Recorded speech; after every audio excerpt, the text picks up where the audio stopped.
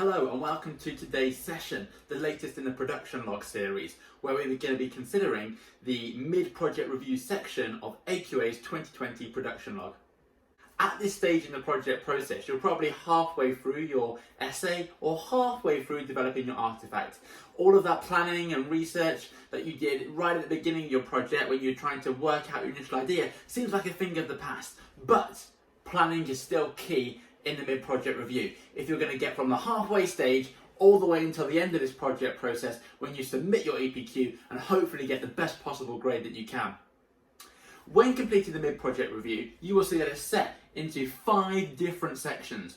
The first part of the mid-project review that you will need to complete is my project following my initial plan? How was my plan developed? What AQA are encouraging you to do here is to reflect on all of that hard work that you did in the record initial ideas, the project proposal, and in the planning review, and think about how your plan has changed over time. Have you kept to all of the deadlines which you set for yourself? Have you updated your urgent and important matrix? Have you faced barriers and problems and obstacles such as mock exams, class tests, additional coursework or homeworks in other subjects? All of these things are going to be impacting on your ability to complete your EPQ successfully. What have you done to overcome those additional challenges?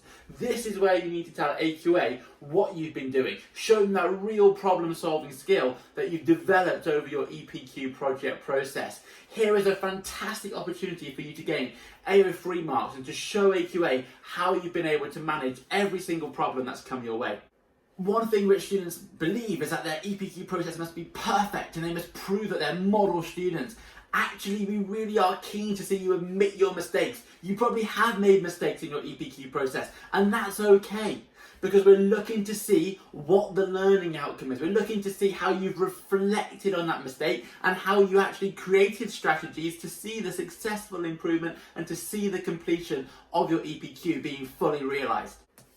If you've made amendments to your plan, maybe you've reconfigured a Gantt chart, maybe you've updated a revision schedule to account for new commitments, let us know here in as much detail as possible.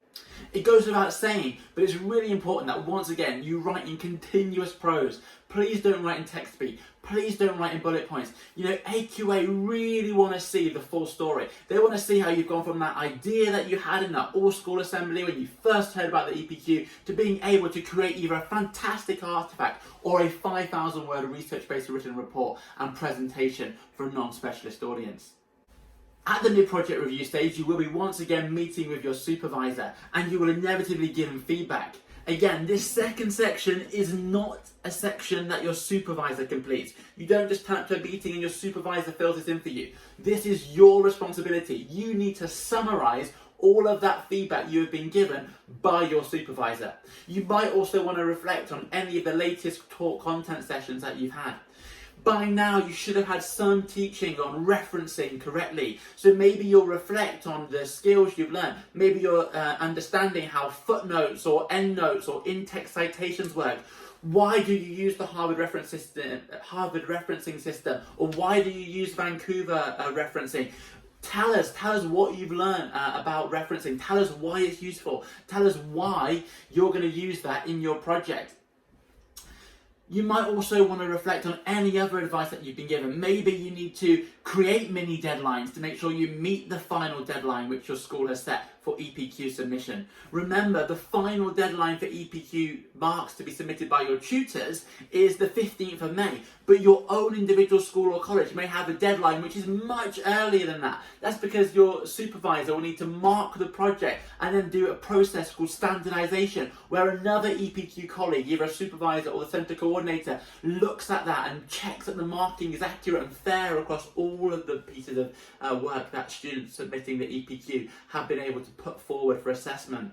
Your supervisor may have told you the benefits of drafting and what you need to do to ensure that your grammar is correct. Your teacher or supervisor may have given you feedback about how to write effective paragraphs and sentences, how to come to an effective conclusion and to round off your whole of your EPQ process.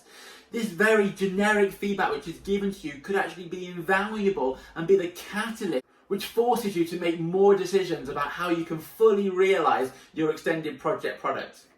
Once you've summarised what you've been told by your EPQ supervisor, it's then time to discuss the modifications you have made following that EPQ supervisor feedback. So maybe you have changed your Gantt chart. If you have, paste it in here. Let us see what you've done. Maybe you have created a new set of deadlines. Tell us why you created those deadlines. Tell us how you created those deadlines. Tell us when those deadlines are. Tell us the benefits of creating those deadlines. We want to hear the full story. We don't just want a couple of bullet points saying, I've set a deadline of the 15th of March. That's not going to be good enough. We need to see the whole process. We need to see those critical thinking skills. We need to see that skill development and the skill acquisition being evidenced as significantly as possible. And you've got to communicate that to your supervisor and to AQA. Once you've considered all the modifications you're going to make to your project process and to your planning, what you then need to do is reaffirm your final title and your final form of project product. Here is the only place in the production log, apart from the very first page, where you actually need to state your final title.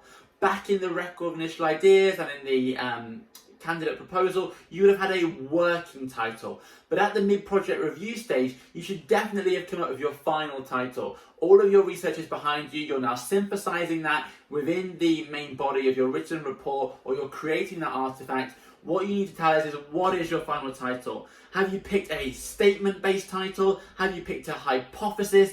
Is your title a question? Let us know what your final type of title is and that final title. In addition, you need to state whether it's an artifact and what type, or a 5,000 word written report.